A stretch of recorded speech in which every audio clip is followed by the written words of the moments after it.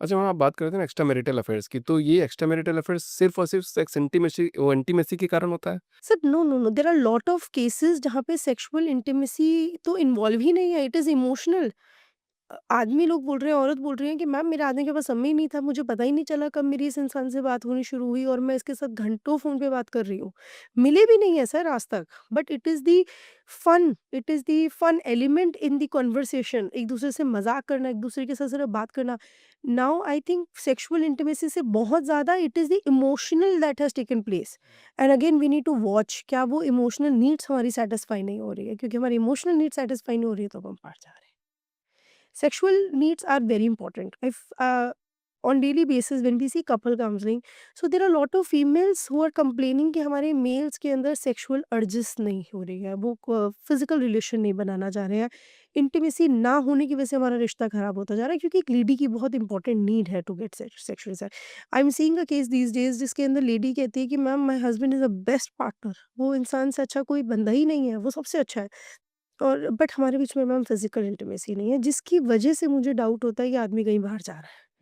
और वो कहती है I really trust my husband and when I sit with husband तो हस्बैंड मुझे कहता है मैम देयर इज़ नो अर्ज, मेरा मन ही नहीं करता, क्योंकि बिज़नेस करता हूँ, फाइनेंशियली चीज़ें बहुत ज़्यादा स्ट्रेसफुल चल रही है, बच्चा है, घर के लड़ाई झगड़े हैं कि मैं हमेशा इतना ड्रेन रहता हूँ कि I always feel I have one of the other issues anxiety और डिप्रेशन। मैं हमेशा ही परेशान रहता हूँ, मेरे अंदर वो सेक्सुअल अर्जेस नहीं। तो सेक्सुअल अर्जेस कम होने की वजह से जब पार्टनर सैटिस्फाई नहीं फील कर रहा है, इससे भी हमारे रिलेशनशिप में बहुत ज़्यादा ये पर्टिकुलर केस आपने बताया ना कि मैं अभी बहुत काउंसलर से बात कर रहा हूँ, तो ये पर्टिकुलर केस बहुत ज़्यादा एकदम इवॉल्व हो गया है। पहले तो ऐसे बोला जाता था कि अच्छा फीमेल पार्टनर सपोर्ट नहीं करती है, तो इसलिए मेल एक्स्ट्रा मैरिटल अफेयर करते हैं यार, वहाँ चले जाते हैं। बट आज तो केस ही उल्टा हो गया मैम। बिल्कुल सर, बिल्कुल आप सही कह रहे हैं। क्योंकि सर मेल्स ना बहुत ज़्यादा ड्रेन्ड फ़ील कर रहे हैं। मेल्स की जो एनर्जीज़ हैं वो बहुत ज़्यादा drained and every time they are living in stress and stress का हमारा लिबिडो सेक्सुअल एनर्जीज़ पे बहुत नेगेटिव इफ़ेक्ट है। हुँ। Their sexual urges are going very down and it is going down and they are not available for their partners and wife are craving for sexual satisfaction, है ना? और ladies का वो crave बढ़ता जा रहा है और वो ही कहीं न कहीं इम्बैलेंस रिलेशनशिप्स को बहुत ज़्यादा ख़राब कर रहा है। तो again I think it is very difficult for a lady also to survive in an marriage where डेढ़ डेढ़ दो दो साल फिजिकल रिलेशंस नहीं है। वो लेडी ने मुझे बोला ma'am I can count on my fingers last 3 साल में हमने कितनी बार फिजिकल इंटीमेसी करी and male is saying I want to get involve in it. In fact यहाँ तो एक बड़ी इंटरेस्टिंग चीज़ निकल कर आई जिसके बारे में मैं बात करना चाहूँगी। तो उस आदमी ने बात करते करते मुझे कहीं पर जिक्र करा that this person has certain thoughts. ये बड़ी इंपॉर्टेंट साइकोलॉजिकल डिसऑर्डर है और अक्सर हमारे कल्चर में इस बारे में बात नहीं करी जाती है। वो कहता है मैम मेरे ना कुछ थॉट्स हैं, जब भी मैं माता रानी का मत्था टेकता हूँ, भगवान का मत्था टेकता हूँ, I feel like having sex with that मूर्ति and we don't talk about it, it's a disorder, it is a psychological issue and male ने आज तक कभी किसी से बात नहीं करी, क्योंकि उसको लगा मैं गंदा हूँ, मैं कितना गंदा हो सकता हूँ, मेरे में कितनी दिक्कत है कि मैं ऐसा सोच रहा हूँ, और इस चक्कर में उसने सेक्स से ही दूर होता पता चला गया। We were able to reach the root cause. OCD obsessive compulsive disorder generally लोग सिर्फ साफ सफाई के नाम पे जानते हैं, बट ओसीडी सिर्फ साफ सफाई नहीं है। कोई भी थॉट जो आपको इंट्रूसिव आ रहा है, आपके बिना सोचे वो आपको डिस्टर्ब कर रहा है, रेपिटेटिव है, बार-बार आ रहा है, अनकंट्रोलेबल है। You can not control that thought and still you have that thought and you feel like that thought is giving you lot of guilt. अरे मैम मैं सोचना ही नहीं चाहता, कोई नहीं सोचना चाहता। मैडम मेरे घर में माता रानी की पूजा होती है।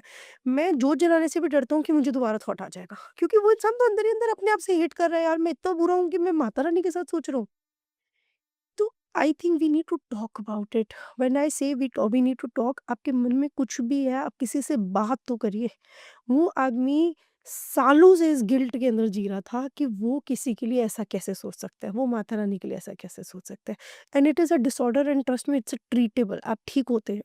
आपको सिर्फ कुछ काउंसलिंग सेशंस और ज़रूरत पड़े तो कभी कभार दवाइयों की भी लेनी पड़ती है, और आप बहुत जल्दी ठीक होते हो because it is there. And something very important is ना, कुछ बीमारियां ऐसी जिसमें इंसाइट नहीं है। मैंने इसे इनसाइट नहीं है तो इंसान को पता ही नहीं मैं गलत सोच रहा हूँ। But there are certain problem जिसमें इनसाइट बहुत अच्छी है। उसको साइकोलॉजिस्ट बोलते हैं न्यूरोटिक डिसऑर्डर्स, जिसमें इनसाइट है। अब वो इंसान को इनसाइट है कि मैं भगवान के बारे में गलत सोच रहा हूँ, तो वो अपने आप से हेट करता था। ऐसे ही केस आया था जिसमें उसकी मदर खांस रही है, कफ है और उनको काफ़ी क्रॉनिक कफ है। मान भी कहता है, "मैम जब भी मेरी मम्मी कफ करती" this guy is a handicapped, we need to really catch this word. Handicapped है, हर काम माँ करती है, शादीशुदा भी नहीं है 30-32 साल का आदमी। मैम जब भी ये खाँसती है ना, मेरे मन में आता है, क्या ये खाँसती रहती है, इससे अच्छा मर जाए। अब वो मेरे ऊपर इतना हावी हो चुके हैं कि मैम मैं दिन में 15-15 बार अपनी माँ को मरने के लिए कह रहा हूँ, बट मैम मैं ऐसा नहीं चाहता हूँ। Am I a bad person? मैं इतना गंदा इंसान हूँ? अब सर यहाँ से ना सेल्फ हेट्रेड शुरू हो जाएगी।